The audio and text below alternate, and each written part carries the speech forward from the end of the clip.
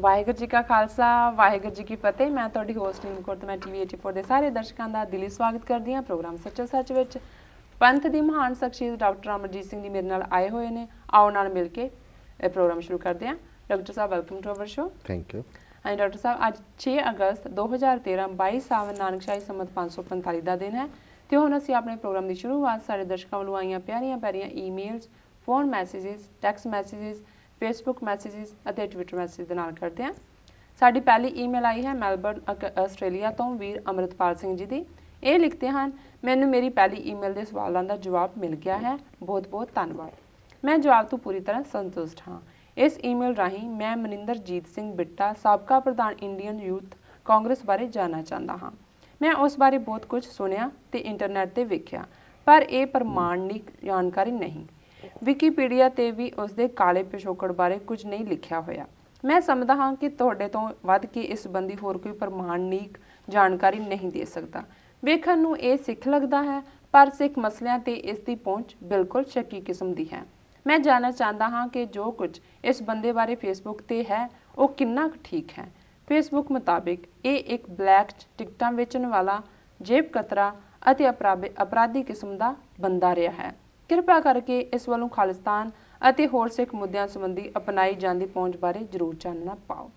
ਹਮੇਸ਼ਾ ਵਾਂਗ ਮੈਂ ਤੁਹਾਨੂੰ ਮੇਰੇ ਇੱਕ ਦੋਸਤ ਵੱਲੋਂ ਪੰਜਾਬ ਤੋਂ ਭੇਜੀ ਗਈ ਇੱਕ ਕਵਿਤਾ ਭੇਜ ਰਿਹਾ ਹਾਂ। ਉਹਨਾਂ ਦੀ ਕਵਿਤਾ ਤੋਂ ਪਹਿਲਾਂ ਮੈਂ ਉਹਨਾਂ ਦੇ ਸਵਾਲ ਨੂੰ ਰਿਸਪੌਂਡ ਕਰਦੇ ਜੀ।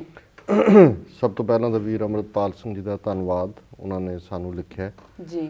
ਬੇਸ਼ੱਕ ਉਹਨਾਂ ਦੀ ਵੀ ਈਮੇਲ ਦਾ ਜਵਾਬ ਦਿੰਦਿਆਂ ਸਾਨੂੰ ਥੋੜਾ ਵਕਤ ਲੱਗਾ, ਕਿਉਂਕਿ ਜਿਵੇਂ ਮੈਂ ਦੱਸਿਆ ਸੀ ਕਿ ਬਹੁਤ ਸਾਰੇ ਨਵੇਂ ਜਿਹੜੇ ਦਰਸ਼ਕ ਨੇ ਉਹ ਲਿਖਾਰੀ ਨੇ, ਔਰ ਸਾਡਾ ਯਤਨ ਹੁੰਦਾ ਹੈ ਕਿ ਦੁਬਾਰਾ ਰਿਪੀਟ ਵਾਲਿਆਂ ਨਾਲੋਂ ਪਹਿਲਾਂ ਉਹਨਾਂ ਨੂੰ ਜ਼ਰੂਰ ਮੌਕਾ ਦਈਏ ਜੀ। ਉਹਨਾਂ ਨੇ ਮਨਿੰਦਰਜੀਤ ਸਿੰਘ ਬਿੱਟਾ, ਜਿਸ ਨੂੰ ਮੀਡੀਆ ਨੇ ਇੱਕ ਬਾਂਦਰ ਤੋਂ ਸ਼ੇਰ ਬਣਾ ਕੇ ਪ੍ਰੈਜ਼ੈਂਟ ਕੀਤਾ ਹੈ ਥਰੂ ਆਊਟ ਜੀ, ਉਹਨੂੰ ਯੂਥ ਕਾਂਗਰਸ ਦੇ ਪ੍ਰਧਾਨ ਦੇ ਨਾਂ ਥੱਲੇ, ਕਦੇ ਉਹਨੂੰ ਐਂਟਾਈ ਟੈਰਰਿਜ਼ਮ ਫਰੰਟ ਦੇ ਪ੍ਰੈਜ਼ੀਡੈਂਟ ਦੇ ਨਾਂ ਥੱਲੇ ਹਮੇਸ਼ਾ ਮੀਡੀਆ ਸੁਰਖੀਆਂ 'ਚ ਰੱਖਦਾ ਜੀ। ਇਹ ਤਾਂ ਚੰਗੀ ਗੱਲ ਹੋਈ ਕਿ ਜਦੋਂ ਕੈਪਟਨ ਅਮਰਿੰਦਰ ਸਿੰਘ ਮੁੱਖ ਮੰਤਰੀ ਪੰਜਾਬ ਬਣੇ ਤੇ ਉਸ ਨੂੰ ਪਤਾ ਸੀ ਕਿ ਇਹਦੀ ਔਕਾਤ ਕੀ ਹੈ, ਇਹਦੀ ਸਾਈਕਲ ਚੋਰ, ਜੇਬ ਕਤਰੇ ਦੀ, ਜੋ ਇਹਨਾਂ ਨੇ ਫੇਸਬੁੱਕ ਤੇ ਦੇਖਿਆ ਅੰਮ੍ਰਿਤਪਾਲ ਸਿੰਘ ਜੀ ਨੇ, ਬਿਲਕੁਲ ਠੀਕ ਜਾਣਕਾਰੀ ਹੈ ਜੀ। ਔਰ ਹੁਣ ਵੀ ਸ਼ਾਇਦ ਜਿਹੜਾ ਉਹ ਘੰਟਾ ਘਰ ਵਾਲੇ ਪਾਸੇ ਔਰ ਗੁਰੂ ਰਾਮਦਾਸ ਸਰਾਂ 'ਚ ਵੱਡੇ ਬਾਕਸਿਸ ਦੇ ਵਿੱਚ ਫੋਟੋਆਂ ਲੱਗੀਆਂ ਹੁੰਦੀਆਂ ਨੇ ਜੇਬ ਕਤਰਿਆਂ ਦੀਆਂ, ਉਹਨਾਂ ਦੇ ਵਿੱਚ ਇਹਦੀ ਵੀ ਫੋਟੋ ਲੱਗੀ ਰਹੀ ਹੈ। ਹੁਣ ਕਿਸੇ ਨੇ ਹਟਾ ਦਿੱਤੀ ਹੋਏ ਤਾਂ ਪਤਾ ਨਹੀਂ ਜੀ। ਔਰ ਆਮ ਤੌਰ ਤੇ ਇਹਦੇ ਖਿਲਾਫ 2-3 ਕੇਸ ਸਾਈਕਲ ਚੋਰੀ ਦੇ ਵੀ ਲੋਕਲ ਥਾਣੇ ਦੇ ਵਿੱਚ ਰਜਿਸਟਰ ਰਹੇ ਨੇ ਜੀ। ਔਰ ਟਿਕਟਾਂ ਦੀ ਬਲੈਕ ਤਾਂ ਇਹੀ ਦਾ ਰੋਟੀ ਰੋਜ਼ੀ ਦਾ ਸਾਧਨ ਵੀ ਸੀ ਜੀ। ਔਰ ਇਸ ਕਿਸਮ ਦੇ ਜਿਹੜੇ ਜਿਹਦੇ ਲਈ ਸ਼ਬਦ ਇੱਕ ਇਸਤੇਮਾਲ ਹੁੰਦਾ ਪੈਟੀ ਕ੍ਰਿਮੀਨਲ ਜੀ। ਇੱਕ ਤਾਂ ਕ੍ਰਿਮੀਨਲ ਹੁੰਦੇ ਨੇ ਜਿਨ੍ਹਾਂ ਦਾ ਕਿਸੇ ਨੇ ਡਾਕਾ ਮਾਰਿਆ, ਕਿਸੇ ਨੇ ਵੱਡਾ ਕੁਛ ਕੀਤਾ, ਉਹਨਾਂ ਦਾ ਵੀ ਸਟੈਟ, ਕਿਉਂਕਿ ਕ੍ਰਿਮੀਨਲਸ ਦੀ ਵੀ ਜਿਹੜੀ ਕ੍ਰੋਨੋਲੋਜੀ ਹੈ ਜਾਂ ਉਹਨਾਂ ਦਾ ਇੱਕ ਪੂਰਾ ਮਹਿਕਮਾ ਹੁੰਦਾ ਹੈ ਜੇਲ੍ਹਾਂ ਦੇ ਵਿੱਚ ਵੀ। ਜਿਹੜਾ ਬੰਦਾ ਕੋਈ ਅਣਖ ਦੇ ਲਈ ਮਰਡਰ ਕਰਕੇ ਆਇਆ ਹੈ ਜਾਂ ਦੂਸਰਾ, ਉਹ ਆਟੋਮੈਟਿਕਲੀ ਲੀਡਰ ਬਣ ਜਾਂਦਾ ਹੈ ਜੀ। ਪਰ ਜਿਹੜਾ ਬੰਦਾ ਕੋਈ ਜਬਰ ਜਨਾਹ, ਬਲਾਤਕਾਰ, ਇੱਦਾਂ ਦੇ ਕੋਈ ਨਿੱਕੀਆਂ ਮੋਟੀਆਂ ਕਰਕੇ ਗਿਆ, ਉਹਨੂੰ ਪਹਿਲਾਂ ਕੈਦੀ ਵੀ ਕੁੱਟਦੇ ਨੇ ਅੰਦਰ ਜੀ। ਉਹ ਕਹਿੰਦਾ ਵੀ ਤੂੰ ਆਹ ਕਰਤੂਤ ਕਰਕੇ ਆਇਆ ਜੀ। ਸੋ ਇਹ ਜਦੋਂ ਮਾੜਾ ਮੋਟਾ ਇਹਨੂੰ ਅੰਦਰ ਵੀ ਜਾਂਦਾ ਰਿਹਾ, ਟੌਰਚਰ ਤਾਂ ਇਹਨੂੰ ਕਿਸੇ ਨੇ ਕੀ ਕਰਨਾ ਸੀ, ਇਹਨੂੰ ਕੈਦੀ ਕੁੱਟਦੇ ਰਹੇ ਵੀ ਤੇਰੀ ਸ਼ਕਲੋ ਸੂਰਤ ਤੂੰ ਸਿੱਖਾਂ ਵਾਲੀ ਰੱਖੀ ਹੋਈ ਹੈ ਤੇ ਤੂੰ ਆਹ ਸਾਈਕਲ ਚੋਰ ਤੇ ਜੇਬ ਕਤਰਾ ਜੀ। ਸੋ ਇਹਦੇ 'ਚ ਔਰ ਅੰਮ੍ਰਿਤਸਰ ਨਾਲ ਇਹਦਾ ਸੰਬੰਧ ਹੈ, ਉਸੇ ਸ਼ਹਿਰ ਦਾ ਇਹ ਰਹਿਣ ਵਾਲਾ ਹੈ, ਔਰ ਉੱਥੇ ਜਿਹੜੇ ਨੇ ਬਹੁਤ ਸਾਰੇ ਲੋਕ ਜਾਣਦੇ ਨੇ ਕਿ ਵੀ ਇਸ ਦੀ ਕੀ ਕਰਤੂਤ ਹੈ ਜੀ। ਸੋ ਇਸ ਕਿਸਮ ਦੇ ਜਿਹੜੇ ਘਟੀਆ ਪੈਟੀ ਕ੍ਰਿਮੀਨਲਸ ਨੇ ਉਹ ਸ਼ੂਟ ਕਰਦੇ ਨੇ। ਹੁਣ ਆ ਸ਼ਿਵ ਸੈਨਾ ਵਾਲੇ ਵੀ ਜਿਹੜੇ ਬਹੁਤ ਸਾਰੇ ਇਕੱਠੇ ਕੀਤੇ ਹੋਏ ਸਭ ਪੈਟੀ ਕ੍ਰਿਮੀਨਲ ਨੇ ਜੀ। ਕੋਈ ਸੁਰਿੰਦਰ ਕੁਮਾਰ ਬਿੱਲਾ ਸੀ, ਕੋਈ ਕਾਲੀ ਚਰਨ ਸੀ ਇੱਕ ਲੁਧਿਆਣੇ ਦੇ ਵਿੱਚ ਕਿ ਪਟਿਆਲੇ ਦੇ ਵਿੱਚ। ਇਹ ਸਾਰੇ ਜਿਹੜੇ ਨੇ ਇਸ ਕਿਸਮ ਦੇ ਲੋਕ ਸੀ। ਇਹਨਾਂ ਨੇ ਦੁਕਾਨਾਂ ਖੋਲ੍ਹੀਆਂ ਸੀ ਕਿ ਜੀ ਡਾਕਟਰ ਕਾਲੀ ਚਰਨ, ਕੋਈ ਡਾਕਟਰ ਕੋਈ ਨਹੀਂ ਸੀਗਾ, ਉਹ ਇੱਦਾਂ ਦੇ ਹੀ ਰੱਖੇ ਹੋਏ ਸੀ। ਉਹਨਾਂ ਨੇ ਧਮਕੀਆਂ ਦੇਣ ਨੂੰ, ਬਿਆਨ ਦਿਵਾਉਣ ਨੂੰ, ਥੋੜ੍ਹੇ ਬਹੁਤ ਮਹੀਨੇ 2 ਮਹੀਨੇ ਬਾਅਦ ਇਹਨਾਂ ਨੂੰ ਥੋੜ੍ਹੇ ਬਹੁਤ ਪੈਸੇ ਦੇ ਦਿੰਦੇ ਨੇ ਜੀ। ਸੋ ਇਸ ਬੰਦੇ ਨੂੰ ਤਾਂ ਉਹਨਾਂ ਨੇ ਟੂ ਦਾ ਹਿਲਟ ਯੂਜ਼ ਕੀਤਾ ਸਮੁੱਚੀ ਮੂਵਮੈਂਟ ਦੇ ਖਿਲਾਫ ਜੀ। ਔਰ ਐਂਟਾਈ ਟੈਰਰਿਜ਼ਮ ਫਰੰਟ ਦੇ ਨਾਂ ਥੱਲੇ ਜਦੋਂ ਕੋਈ ਪੰਜਾਬ ਪੁਲਿਸ ਦੇ ਜ਼ੁਲਮਾਂ ਦੀ ਗੱਲ ਹੋਣੀ, ਇਹਨੂੰ ਟੀਵੀ ਤੇ ਲੈ ਆਉਂਦੇ ਨੇ। ਔਰ ਇਹ ਜਿਹੜਾ ਫਿਰ ਇਹਨੂੰ ਇਹ ਵੀ ਨਹੀਂ ਪਤਾ ਹੁੰਦਾ ਵੀ ਜਿਹਨੂੰ ਕਹਿੰਦੇ ਨੇ ਕਿ ਵੀ ਇਹ ਅਲਫ ਬੇ ਕੀ ਹੈ, ਲੇਕਿਨ ਇਹਨੂੰ ਪ੍ਰੈਜ਼ੈਂਟ ਇਵੇਂ ਕੀਤਾ ਜਾਂਦਾ ਹੈ, ਸਜਾ ਫਵਾ ਕੇ ਇਹਨੂੰ ਬਿਠਾ ਕੇ ਕਿ ਜਿਵੇਂ ਬਹੁਤ ਵੱਡਾ ਸਿੱਖਾਂ ਦਾ ਲੀਡਰ ਹੋਏ ਔਰ ਬਹੁਤ ਵੱਡਾ ਇਹ ਫਰੰਟ ਹੋਏ ਜੀ। ਔਰ ਈਵਨ ਜਿਸ ਕੇਸ ਦੇ ਵਿੱਚ ਪ੍ਰੋਫੈਸਰ ਦਵਿੰਦਰਪਾਲ ਸਿੰਘ ਭੁੱਲਰ ਹੁਣ ਜਿਹੜੇ ਜਿਨ੍ਹਾਂ ਨੂੰ ਫਾਂਸੀ ਦੀ ਸਜ਼ਾ ਸੁਣਾਈ ਹੋਈ ਹੈ ਔਰ ਆਲਰੇਡੀ ਡਿਊ ਟੂ ਮੈਡੀਕਲ ਉਹਨਾਂ ਦੀ ਕੰਡੀਸ਼ਨ ਉਹਨਾਂ 'ਤੇ ਰੋਕ ਹੈ, ਉਹਨਾਂ ਦੇ ਵੀ ਕੇਸ ਇਹੀ ਹੈ ਕਿ ਇਹਦੇ ਦਫ਼ਤਰ ਤੇ ਹਮਲਾ ਕੀਤਾ ਔਰ ਇਹਨੇ ਉਦੋਂ ਡਰਾਮਾ ਜਿਹਾ ਕੀਤਾ ਕਿ ਜੀ ਮੇਰੀ ਲੱਤ ਟੁੱਟ ਗਈ ਜਾਂ ਲੱਤ ਉੱਡ ਗਈ। ਬਾਅਦ 'ਚ ਪਤਾ ਲੱਗਿਆ ਕਿ ਵੀ ਇਹਦਾ ਕੁਝ ਵੀ ਨਹੀਂ ਵਿਗੜਿਆ, ਇਹ ਵੀ ਡਰਾਮਾ ਸੀ, ਹਾਲਾਂਕਿ ਕੋਈ ਹੋਰ ਲੋਕਾਂ ਦਾ ਜਾਨੀ ਨੁਕਸਾਨ ਹੋਇਆ। ਹਾਲਾਂਕਿ ਪ੍ਰੋਫੈਸਰ ਭੁੱਲਰ ਉੱਥੇ ਮੌਕੇ ਤੇ ਮੌਜੂਦ ਵੀ ਨਹੀਂ ਸੀ। ਸੋ ਜਦੋਂ ਵੀ ਪ੍ਰੋਫੈਸਰ ਭੁੱਲਰ ਦੀ ਫਾਂਸੀ ਨੂੰ ਕੈਂਸਲ ਕਰਨ ਦੀ ਵੀ ਗੱਲ ਆਉਂਦੀ ਰਹੀ, ਜਿਹਦੇ 'ਚ ਈਵਨ ਕੈਪਟਨ ਅਮਰਿੰਦਰ ਸਿੰਘ ਉਹਨੇ ਕਿਹਾ, ਕੈਪਟਨ ਨੇ ਵੀ, ਕਿ ਵੀ ਮੈਂ ਤਾਂ ਜ਼ਾਤੀ ਤੌਰ ਤੇ ਹੀ ਡੈਥ ਸੈਂਟੈਂਸ ਦੇ ਖਿਲਾਫ ਹੈ, ਤੇ ਫਿਰ ਇਹਨੂੰ ਉਹ ਅੱਗੇ ਲਿਆ ਕੇ ਖੜਾ ਕਰ ਦਿੰਦੇ ਨੇ। ਇਹ ਆਪਣੇ ਲੀਡਰਾਂ ਦੀ ਵੀ, ਕਾਂਗਰਸ ਵਾਲਿਆਂ ਦੀ ਵੀ ਫਿਰ ਕਰਦਾ ਹੈ ਕਿ ਜੀ ਇਹ ਸਭ ਅੱਤਵਾਦੀਆਂ ਨਾਲ ਰਲੇ ਹੋਏ ਨੇ ਜੀ। ਸੋ ਅਸੀਂ ਸਮਝਦੇ ਹਾਂ ਵੀ ਬਿਲਕੁਲ ਜੋ ਉਹਨਾਂ ਨੇ ਫੇਸਬੁੱਕ ਤੇ ਪੜ੍ਹਿਆ ਉਹਦੇ ਨਾਲੋਂ 2 ਗੁਣਾ 4 ਗੁਣਾ ਵੱਧ ਹੀ ਹੈ ਇਸ ਦੀ ਪੈਟੀ ਕ੍ਰਿਮੀਨਲ ਬੈਕਗਰਾਉਂਡ। ਔਰ ਇਹ ਕੋਈ ਮੋਤਬਰ ਜਾਂ ਕੋਈ ਵੀ ਨਾ, ਇਹ ਸਿਆਸੀ, ਨਾ ਇਹਦਾ ਕੋਈ ਆਧਾਰ, ਨਾ ਕੋਈ ਬੇਸ। ਇਹ ਵਨ ਮੈਨ ਪੈਟੀ ਕ੍ਰਿਮੀਨਲ ਜਿਹਨੂੰ ਉਹਨਾਂ ਨੇ ਜਸਟ ਇੱਕ ਵੱਡਾ ਬਣਾ ਕੇ ਬੰਦਾ ਜਿਹੜਾ ਹੈ ਉਹ ਏਜੰਸੀਆਂ ਨੇ ਔਰ ਮੀਡੀਆ ਨੇ ਪੇਸ਼ ਕੀਤਾ ਜੀ। ਡਾਕਟਰ ਸਾਹਿਬ, ਹਾਂਜੀ ਹਾਂਜੀ, ਉਹਨਾਂ ਦੀ ਮੈਂ ਕਵਿਤਾ ਪੜ੍ਹਨੀ ਹੈ ਜੋ ਉਹਨਾਂ ਨੇ ਭੇਜੀ ਹੈ ਜੀ। ਜਦ ਬੱਚਿਆਂ ਦੇ ਹੱਥਾਂ 'ਚੋਂ ਰੋਟੀ ਕਾਂ ਖੋਵਣ, ਮਮਤਾ ਵਾਲੇ ਬੂਹੇ ਮਾਸੀਆਂ ਚਾਚੀਆਂ ਜਦ ਢੋਵਣ, ਜਦੋਂ ਪਿਆਰ ਦੀ ਥਾਂ ਮਤਰਈਆਂ ਗਾਲਾਂ ਵਾਹੁੰਦੀਆਂ ਨੇ, ਫਿਰ ਰੱਬ ਤੋਂ ਪਹਿਲਾਂ ਮਾਵਾਂ ਚੇਤੇ ਆਉਂਦੀਆਂ ਨੇ। ਜਦ ਵਿੱਚ ਪਰਦੇਸਾਂ ਰੱਖੜੀ ਸੁੰਨਾ ਗੁੱਟ ਹੋਵੇ, ਫਿਰ ਡਾਲਰਾਂ ਕੋਲੋਂ ਰੋਂਦਾ ਵੀਰਾ ਨਾ ਚੁੱਪ ਹੋਵੇ। ਜਦੋਂ ਮਾਰ ਉਡਾਰੀ ਦੂਰ ਜਾਂ ਡੇਰੇ ਲਾਉਂਦੀਆਂ ਨੇ, ਫਿਰ ਰੱਬ ਤੋਂ ਪਹਿਲਾਂ ਭੈਣਾਂ ਚੇਤੇ ਆਉਂਦੀਆਂ ਨੇ। ਜਦ ਕੋਈ ਕਲਮ ਕਲਾ ਛਵੀਆਂ ਦੇ ਵਿੱਚ ਘਿਰ ਜਾਵੇ, ਬੋਲ ਸ਼ਰੀਕ ਦਾ ਸੀਨੇ ਆਰੀ ਵਾਂਗੂ ਫਿਰ ਜਾਵੇ। ਜਦ ਉਜਾਰ ਗੱਦਾਰ ਕੋਈ ਪੁੱਠੇ ਚੰਦ ਚੜਾਉਂਦੇ ਨੇ, ਫਿਰ ਰੱਬ ਤੋਂ ਪਹਿਲਾਂ ਵੀਰੇ ਚੇਤੇ ਆਉਂਦੇ ਨੇ। ਜਦ ਕੋਈ ਵਿੱਚ ਪਰਦੇਸ ਤੇ ਮੋਢਾ ਥੱਪ ਥਪਾ ਦੇਵੇ, ਜਾਂ ਕੋਈ ਸਿਆਣਾ ਬੰਦਾ ਪੁੱਤ ਆਖ ਬੁਲਾ ਦੇਵੇ, ਜਦੋਂ ਹਿੱਕ ਲਾ ਬਜ਼ੁਰਗ ਕੋਈ ਪਿਆਰ ਜਤਾਉਂਦਾ ਏ, ਫਿਰ ਰੱਬ ਤੋਂ ਪਹਿਲਾਂ ਬਾਪੂ ਚੇਤੇ ਆਉਂਦਾ ਏ। ਡਾਕਟਰ ਸਾਹਿਬ, ਵੀਰ ਅੰਮ੍ਰਿਤਪਾਲ ਸਿੰਘ ਹੋਰਾਂ ਨੇ ਕਿਸੇ ਦੀ ਲਿਖਤ ਭੇਜੀ ਹੈ, ਸਾਨੂੰ ਦੱਸ ਰਹੇ ਸੀ ਕਿ ਸ਼ਾਇਦ ਇਹ ਆਲਰੇਡੀ ਕਿਸੇ ਨੇ ਫਿਲਮੀ ਗੀਤ ਵੀ ਇਸ ਦੇ ਤੇ ਗਾਇਆ ਜੀ ਜੀ। ਚਲੋ ਗੀਤ ਵੀ ਉਹੀ ਗਾਇਆ ਜਾਂਦਾ ਜਿਹੜੀ ਪਹਿਲਾਂ ਤਾਂ ਰਚਨਾ ਹੀ ਹੁੰਦੀ ਹੈ, ਪੋਇਟਰੀ ਹੁੰਦੀ ਹੈ। ਸੋ ਉਹਦੇ 'ਚ ਉਹਨਾਂ ਨੇ ਮਾਂ, ਭੈਣ, ਭਰਾ ਤੇ ਪਿਤਾ ਜੀ ਇਹਨਾਂ ਦੀ ਕੀ ਅਹਿਮੀਅਤ ਹੈ ਔਰ ਖ਼ਾਸ ਤੌਰ ਤੇ ਜਦੋਂ ਵਿਛੋੜਾ ਹੋਏ ਉਦੋਂ ਤੁਹਾਨੂੰ ਉਹਨਾਂ ਦੀ ਅਹਿਮੀਅਤ ਦਾ ਅਹਿਸਾਸ ਹੁੰਦਾ ਹੈ। ਸੋ ਅੱਛੇ ਜਜ਼ਬਿਆਂ ਦੇ ਨਾਲ ਇਸ ਨੂੰ ਗੁੰਦਿਆ ਹੋਇਆ ਕਿ ਅਲਟੀਮੇਟਲੀ ਤੁਸੀਂ ਜਦੋਂ ਵਿੱਥ ਤੇ ਹੁੰਦੇ ਹੋ ਫਿਰ ਤੁਹਾਨੂੰ ਹਰ ਚੀਜ਼ ਦੀ ਇੰਪੋਰਟੈਂਟ ਦਾ ਅਹਿਸਾਸ ਹੁੰਦਾ ਹੈ ਜੀ। ਔਰ ਇਹ ਗੱਲ ਸਿਰਫ ਦੁਨਿਆਵੀ ਰਿਸ਼ਤਿਆਂ 'ਚ ਹੀ ਨਹੀਂ, ਮੈਂ ਸਮਝਦਾ ਕਿ ਈਵਨ ਜਦੋਂ ਅਸੀਂ ਰੱਬ ਵੱਲ ਜੁੜਦੇ ਹਾਂ, ਰੱਬ ਦੇ ਨਾਲ ਸਾਨੂੰ ਪਿਆਰ, ਸਨੇਹ ਔਰ ਆਪਣਾ ਆਪਾ ਕੁਰਬਾਨ ਕਰਨ ਦੀ ਭਾਵਨਾ ਹੁੰਦੀ ਹੈ, ਫਿਰ ਵੀ ਅਸੀਂ ਪਛਤਾਉਂਦੇ ਹਾਂ ਕਿ ਇੰਨੀ ਜ਼ਿੰਦਗੀ ਅਸੀਂ ਕਿਉਂ ਬੇਕਾਰ ਕੀਤੀ, ਅਸੀਂ ਇਸ ਰਸਤੇ ਤੇ ਪਹਿਲਾਂ ਕਿਉਂ ਨਹੀਂ ਤੁਰੇ। ਸੋ ਬਹੁਤ ਵਾਰ ਹਰ ਚੀਜ਼ ਦੀ ਅਹਿਮੀਅਤ ਦਾ ਉਦੋਂ ਹੀ ਅਹਿਸਾਸ ਹੁੰਦਾ ਹੈ ਜਦੋਂ ਉਹ ਸਾਡੇ ਕੋਲ ਨਹੀਂ ਹੁੰਦੀ। ਸੋ ਇਸ ਲਈ ਜਿਹੜਾ ਵੀ ਰਿਸ਼ਤਾ ਹੈ, ਜਿੱਥੇ ਵੀ ਤੁਸੀਂ ਹੈਗੇ ਹੋ, ਉਸ ਰਿਸ਼ਤੇ ਦੀ ਪਾਕੀਜ਼ਗੀ ਨੂੰ, ਪਵਿੱਤਰਤਾ ਨੂੰ, ਅਹਿਮੀਅਤ ਨੂੰ, ਆਪਣੇ ਫਰਜ਼ਾਂ ਨੂੰ ਪਛਾਣੀਏ।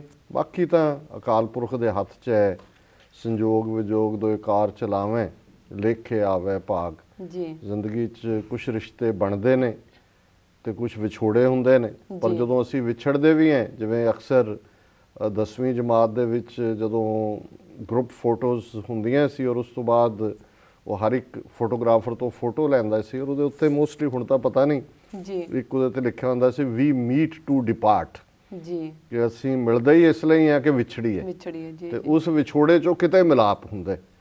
ਸੋ ਇਹ ਇਨਸਾਨੀ ਰਿਸ਼ਤੇ ਹਮੇਸ਼ਾ ਹੀ ਅਹਿਮ ਹੁੰਦੇ ਨੇ, ਜਿਨ੍ਹਾਂ ਨਾਲ ਤੁਸੀਂ ਬਚਪਨ ਗੁਜ਼ਾਰਿਆ ਹੁੰਦਾ ਹੈ, ਤੁਹਾਡੇ ਭੈਣ ਭਰਾ ਜਿਨ੍ਹਾਂ ਦੀ ਕੁੱਖ 'ਚੋਂ ਜਨਮ ਲਿਆ ਹੁੰਦਾ ਹੈ, ਤੁਹਾਡੀ ਮਾਤਾ ਔਰ ਜਿਨ੍ਹਾਂ ਦੀ ਛਤਰ ਛਾਇਆ ਥੱਲੇ ਤੁਸੀਂ ਜੀਵਨ ਦਾ ਸਬਕ ਸਿੱਖਿਆ ਹੁੰਦਾ ਹੈ, ਹਰ ਕਦਮ ਤੁਰਨਾ ਸਿੱਖਿਆ ਹੁੰਦਾ ਹੈ, ਜਿਸ ਬਾਪੂ ਦੇ ਮੋਢੇ ਤੇ ਬਹਿ ਕੇ ਤੁਸੀਂ ਦੁਨੀਆ ਦੇਖੀ ਹੁੰਦੀ ਹੈ, ਉੱਚੀ ਥਾਂ ਦੇਖੀ ਹੁੰਦੀ ਹੈ, ਕਈ ਵਾਰੀ ਉਂਗਲ ਫੜ ਕੇ ਮੇਲਾ ਦੇਖਿਆ ਹੁੰਦਾ, ਜਲੇਬੀਆਂ ਖਾਧੀਆਂ ਹੁੰਦੀਆਂ। ਸੋ ਉਹ ਜਦੋਂ ਤੁਸੀਂ ਵਿੱਥ ਤੇ ਹੁੰਦੇ ਹੋ ਫਿਰ ਤੁਹਾਨੂੰ ਉਹ ਸਾਰੀਆਂ ਯਾਦਾਂ ਵੀ ਜਿਹੜੀਆਂ ਤੁਹਾਡਾ ਹਿੱਸਾ ਨੇ। ਸੋ ਬਹੁਤ ਧੰਨਵਾਦ ਵੀਰ ਅੰਮ੍ਰਿਤਪਾਲ ਸਿੰਘ ਹੋਰਾਂ ਦਾ ਕਿ ਉਹਨਾਂ ਨੇ ਸਾਨੂੰ ਇੱਕ ਅੱਛੀ ਨਜ਼ਮ ਭੇਜੀ ਹੈ। ਜੀ ਜੀ। ਸਾਡੀ ਅਗਲੀ ਈਮੇਲ ਤਿਲਬਰਗ ਹਾਲੈਂਡ ਤੋਂ ਵੀਰ ਰਿਆਜ਼ ਘੁੰਮਣ ਜੀ ਦੀ ਹੈ। ਇਹ ਲਿਖਦੇ ਹਨ, ਪਿਆਰੇ ਭਾਈ ਸਾਹਿਬ ਜੀ, ਭੈਣ ਨੀਲਮ ਕੌਰ ਜੀ, ਵਾਹਿਗੁਰੂ ਜੀ ਕਾ ਖਾਲਸਾ, ਵਾਹਿਗੁਰੂ ਜੀ ਕੀ ਫਤਿਹ। ਟੀਵੀ 84 ਵੇਖਣ ਵਾਲਿਆਂ ਦੀ ਤਾਦਾਦ ਵੱਧ ਰਹੀ ਹੈ ਅਤੇ ਹਰ ਵਾਰ ਮੁਲਕਾਂ ਤੇ ਸ਼ਹਿਰਾਂ ਦੇ ਨਾਮ ਇਸ ਦਾ ਸਬੂਤ ਹਨ ਜਿਹੜੇ ਇਸ ਪ੍ਰੋਗਰਾਮ ਵਿੱਚ ਪਹਿਲਾਂ ਨਹੀਂ ਸਨ ਸੁਣੇ। ਇਹ ਬੜੀ ਚੰਗੀ ਗੱਲ ਹੈ ਕਿ ਸੱਚ ਅਤੇ ਖਾਲਿਸਤਾਨ ਦੀ ਕਾਇਮੀ ਅਤੇ ਆਜ਼ਾਦੀ ਦੀ ਗੱਲ ਬਹੁਤ ਸਾਰੇ ਭੈਣਾਂ ਭਰਾਵਾਂ ਤੱਕ ਅਪੜੀ ਹੈ। ਇਸ ਲਈ ਟੀਵੀ 84 ਦੀ ਸਾਰੀ ਟੀਮ ਵਧਾਈ ਦੀ ਹੱਕਦਾਰ ਹੈ। ਮੇਰੇ ਖਿਆਲ ਵਿੱਚ ਇੱਕ ਬਿਹਤਰੀ ਹੋ ਸਕਦੀ ਹੈ ਮੰਡੇ ਇਹ ਕਿਉਂਕਿ ਥੋੜੀ ਜਿਹੀ ਲੰਬੀ ਈਮੇਲ ਹੈ, ਸੋ ਸਟੈਪ ਵਾਈਜ਼ ਅਸੀਂ ਨੂੰ ਰਿਸਪੌਂਡ ਕਰਦੇ ਜੀ। ਰਿਆਜ਼ ਘੁੰਮਣ ਜੀ ਦਾ ਬਹੁਤ-ਬਹੁਤ ਸ਼ੁਕਰੀਆ, ਉਹਨਾਂ ਨੇ ਸਾਨੂੰ ਲਿਖਿਆ ਜੀ। ਉਹਨਾਂ ਦੀ ਇਹ ਈਮੇਲ ਵੀ ਲਗਭਗ 3 ਹਫ਼ਤੇ ਪਹਿਲਾਂ ਦੀ ਹੈ ਜੀ। ਔਰ ਉਸ ਤੋਂ ਬਾਅਦ ਮਾਤਾ ਜੀ ਸੰਬੰਧੀ ਇਹਨਾਂ ਨੇ ਇੱਕ ਪਰਸਨਲ ਈਮੇਲ ਵੀ ਲਿਖੀ ਜਿਹੜੀ ਉਹਨਾਂ ਨੇ ਕਿਹਾ ਕਿ ਸਿਰਫ ਇਹ ਪਰਸਨਲ ਹੈ, ਪੜ੍ਹਨੀ ਨਹੀਂ ਹੈ ਜੀ। ਬੜੇ ਹਮਦਰਦੀ ਭਰੇ ਉਸ ਦੇ ਵਿੱਚ ਸ਼ਬਦ ਸਨ ਜੀ। ਔਰ ਜਿਵੇਂ ਇਹਨਾਂ ਨੇ ਸ਼ੁਰੂਆਤ ਕੀਤੀ ਹੈ ਕਿ ਜਿਸ ਤਰੀਕੇ ਨਾਲ ਟੀਵੀ 84 ਦੀ ਜਿਹੜੀ ਗੱਲ ਦੂਰ ਦੂਰ ਤੱਕ ਪਹੁੰਚ ਰਹੀ ਹੈ ਉਹ ਸਾਨੂੰ ਤਾਂ ਈਮੇਲਸ ਤੋਂ ਹੀ ਅਹਿਸਾਸ ਹੁੰਦਾ ਹੈ ਜਾਂ ਫੋਨ ਕਾਲ ਜਿਹੜੇ ਸਾਡੇ ਜੀ ਦਰਸ਼ਕ ਕਰਦੇ ਨੇ। ਸੋ ਉਹਨਾਂ ਵੱਲੋਂ ਇਸ ਲਈ ਦਿੱਤੀ ਸ਼ੁਭ ਕਾਮਨਾ ਔਰ ਦਿਖਾਈ ਗਈ ਜਿਹੜੀ ਹੋਪ ਹੈ ਜੀ, ਉਸ ਲਈ ਵੀ ਅਸੀਂ ਸ਼ੁਕਰੀਆ ਕਰਦੇ ਜੀ। ਅੱਗੇ ਲਿਖਦੇ ਹਨ, ਮੰਡੇ ਤੋਂ ਫਰਾਈਡੇ ਲਾਈਵ ਪ੍ਰੋਗਰਾਮ ਤੋਂ ਬਾਅਦ ਇਸ ਪ੍ਰੋਗਰਾਮ ਦਾ ਰੀਪਲੇ ਅਮਰੀਕਾ ਦੇ ਲੋਕਲ ਟਾਈਮ ਅਨੁਸਾਰ ਅੱਧੀ ਰਾਤ ਨੂੰ ਹੁੰਦਾ ਹੈ ਅਤੇ ਨਾਲ ਹੀ ਅਗਲੇ ਦਿਨ ਸਵੇਰੇ 9 ਵਜੇ ਤੇ ਫਿਰ 1 ਵਜੇ ਵੀ ਰਿਪੀਟ ਹੁੰਦਾ ਹੈ। ਸੈਟਰਡੇ ਤੇ ਸੰਡੇ ਨੂੰ ਵੀ ਕੁਝ ਪ੍ਰੋਗਰਾਮ ਰੀਪਲੇ ਕੀਤੇ ਜਾਂਦੇ ਹਨ। ਇਸ ਸਾਰੇ ਪ੍ਰੋਗਰਾਮ ਦੀ ਜਿਹੜੀ ਐਡਵਰਟਾਈਜ਼ਮੈਂਟ ਕੀਤੀ ਜਾਂਦੀ ਹੈ ਉਹ ਨਾ ਸਿਰਫ ਘੱਟ ਹੈ ਬਲਕਿ ਕਲੀਅਰ ਵੀ ਨਹੀਂ ਹੈ। ਮੈਨੂੰ ਅੱਜ ਵੀ ਪਤਾ ਨਹੀਂ ਕਿ ਸੈਟਰਡੇ ਤੇ ਸੰਡੇ ਨੂੰ ਰੀਪਲੇ ਦਾ ਟਾਈਮ ਕੀ ਹੈ। ਟੀਵੀ 84 ਦੇ ਦਰਸ਼ਕਾਂ ਨੂੰ ਤੁਸੀਂ 3 ਹਿੱਸਿਆਂ ਵਿੱਚ ਤਕਸੀਮ ਕਰ ਸਕਦੇ ਹੋ, ਨਿਊਯਾਰਕ, ਲੰਡਨ ਤੇ ਇੰਡੀਆ। ਜੇ ਤੁਸੀਂ ਇਹਨਾਂ ਤਿੰਨਾਂ ਦੇ ਟਾਈਮ ਦੇ ਮੁਤਾਬਿਕ ਰੀਪਲੇ ਦਾ ਟਾਈਮ ਦੱਸੋਗੇ ਤਾਂ ਹੋਰ ਜ਼ਿਆਦਾ ਕਲੀਅਰ ਹੋਵੇਗਾ ਅਤੇ ਜ਼ਿਆਦਾ ਤੋਂ ਜ਼ਿਆਦਾ ਭੈਣ ਭਰਾ ਇਸ ਨੂੰ ਵੇਖ ਸਕਣਗੇ। ਟਾਈਮਿੰਗ ਬਿਲਕੁਲ ਠੀਕ ਹੈ ਪਰ ਕਲੀਅਰ ਨਹੀਂ, ਇਸ ਪਾਸੇ ਥੋੜੀ ਤਵੱਜੋ ਦੇਣ ਦੀ ਲੋੜ ਹੈ। ਮੈਂ ਦੱਸਣਾ ਚਾਹੁੰਦਾ ਹਾਂ ਕਿ ਜਿਉਂ ਹੀ ਇਹ ਪ੍ਰੋਗਰਾਮ ਸ਼ੁਰੂ ਹੋਇਆ ਸੋ ਸਾਡੀ ਟੈਕਨੀਕਲ ਟੀਮ ਨੇ ਸਾਨੂੰ ਦੱਸਿਆ ਹੈ ਕਿ ਆਲਰੇਡੀ ਜਿਹੜਾ ਨਿਊਜ਼ ਦਾ ਸਕਰੋਲ ਚੱਲਦਾ ਹੁੰਦਾ ਹੈ ਉਸ ਦੇ ਉੱਤੇ ਤਿੰਨੋਂ ਹੀ ਇਹ ਡਿਫਰੈਂਟ ਜਿਹੜੀਆਂ ਟਾਈਮਿੰਗਸ ਨੇ ਜੀ ਇਹ ਲਗਾਤਾਰਤਾ ਨਾਲ ਡਿਸਪਲੇ ਹੁੰਦੀਆਂ ਜੀ। ਪਰ ਮੇਰਾ ਖਿਆਲ ਹੈ ਵੀ ਅਸੀਂ ਤੁਹਾਡੇ ਰਾਹੀਂ ਸਹੀ ਮੇਕ ਸ਼ੋਰ ਕਰਾਂਗੇ ਕਿ ਜਿੱਥੇ ਟੂਵਰਡਸ ਦਾ ਕਲੋਜ਼ਿੰਗ ਜੀ ਜੀ ਅਸੀਂ SOS ਜਾਂ ਮੇਲ ਐਡਰੈਸ ਦਿੰਨੇ ਉੱਥੇ ਅਸੀਂ ਟਾਈਮਿੰਗ ਵੀ ਉਸ ਦੇ ਨਾਲ ਜਿਹੜਾ ਹੈ ਉਸ ਨੂੰ ਸ਼ਾਮਲ ਕਰਾਂਗੇ। ਪਰ ਇਹਨਾਂ ਦਾ ਸੁਝਾਅ ਬੜਾ ਕ੍ਰੀਏਟਿਵ ਹੈ। ਜੀ ਜੀ। ਪਿਛਲੇ ਕੁਝ ਹਫ਼ਤਿਆਂ ਤੋਂ ਖਾਲਿਸਤਾਨ ਦੀ ਡਿਬੇਟ ਕਾਫੀ ਗੰਭੀਰ ਅਤੇ ਤਿੱਖੀ ਹੁੰਦੀ ਜਾ ਰਹੀ ਹੈ ਜੋ ਬੜੀ ਚੰਗੀ ਗੱਲ ਹੈ। ਭੈਣ ਭਰਾਵਾਂ ਦੀ ਸਲਾਹ ਤੇ ਮਸ਼ਵਰੇ ਵੀ ਕੁਝ ਨਵੇਂ ਪਾਸੇ ਜਾਂਦੇ ਦਿਖਦੇ ਨੇ ਤੇ ਨਾਲ ਹੀ ਇੱਕ ਪਾਸੇ ਤੇ ਕੁਝ ਪੁਲਿਸ ਵਾਲਿਆਂ ਨੇ ਆਪਣੀਆਂ ਕਾਲੀਆਂ ਕਰਤੂਤਾਂ ਦਾ ਭਾਂਡਾ ਭੰਨਿਆ ਹੈ। ਇਸ ਦੇ ਪਿੱਛੇ ਕੌਣ ਹੈ ਉਹਨਾਂ ਦਾ ਵੀ ਪਤਾ ਲੱਗਿਆ ਹੈ ਪਰ ਕਿਸੇ ਨੂੰ ਕੋਈ ਸ਼ਰਮ ਨਹੀਂ ਹੈ। ਸੈਟਰਡੇ 20 ਜੁਲਾਈ ਨੂੰ ਡੇ ਐਂਡ ਨਾਈਟ ਪ੍ਰੋਗਰਾਮ ਵਿੱਚ ਝੂਠੇ ਪੁਲਿਸ ਮੁਕਾਬਲਿਆਂ ਬਾਰੇ ਹੋਈ ਗੱਲਬਾਤ ਵਿੱਚ ਸਰਦਾਰ ਨਵਕਿਰਨ ਸਿੰਘ ਜੀ ਨੇ ਬੜੇ ਵੇਰਵੇ ਨਾਲ ਜਾਣਕਾਰੀ ਦਿੱਤੀ ਹੈ ਕਿ ਕਿਸ ਤਰ੍ਹਾਂ ਹਾਈ ਕੋਰਟ ਤੇ ਸੁਪਰੀਮ ਕੋਰਟ ਦੇ ਜੱਜ ਵੀ ਇਹ ਮਾਈਂਡਸੈਟ ਬਣਾ ਕੇ ਬੈਠੇ ਹਨ ਕਿ ਇਨਸਾਫ ਨਾ ਦਿੱਤਾ ਜਾਵੇ। ਬਿਲਕੁਲ ਇਹ ਹਾਲ ਪੰਜਾਬ ਸਰਕਾਰ ਦਾ ਵੀ ਰਿਹਾ ਹੈ ਤੇ ਹੁਣ ਵੀ ਹੈ ਅਤੇ ਕੋਈ ਫਰਕ ਨਹੀਂ ਪੈਂਦਾ ਜਿੰਦੀ ਮਰਜ਼ੀ ਸਰਕਾਰ ਹੋਵੇ। ਉਹਨਾਂ ਨੇ ਕਿਹਾ ਹੈ ਕਿ ਮੈਨੂੰ ਲੱਗਦਾ ਨਹੀਂ ਕਿ ਇੱਥੇ ਕਦੀ ਇਨਸਾਫ ਹੋਵੇਗਾ। ਮੈਂ ਸਾਰੇ ਭੈਣ ਭਰਾਵਾਂ ਨੂੰ ਕਹਾਂਗਾ ਕਿ ਤੁਸੀਂ ਇਸ ਪ੍ਰੋਗਰਾਮ ਨੂੰ ਜ਼ਰੂਰ ਵੇਖਣਾ ਕਿਉਂਕਿ ਹਕੀਕਤ ਤੇ ਸੱਚ ਜਾਣਨ ਲਈ ਇਹ ਬਹੁਤ ਜ਼ਰੂਰੀ ਹੈ। ਡਾਕਟਰ ਸਾਹਿਬ ਮੈਂ ਆਨਸਰ ਬਾਅਦ ਚ ਲਵਾਂਗੀ, ਪਹਿਲਾਂ ਬ੍ਰੇਕ ਤੇ ਜਾਣਾ ਚਾਹੁੰਦੀ। ਠੀਕ ਹੈ ਵੀਰ, ਸਾਡਾ ਪ੍ਰੋਗਰਾਮ ਇਸ ਤਰ੍ਹਾਂ ਦੇਖਦੇ ਰਹੋ। ਮਿਲਦੇ ਹਾਂ ਆਫਟਰ ਦਿਸ ਸ਼ਾਰਟ ਬ੍ਰੇਕ।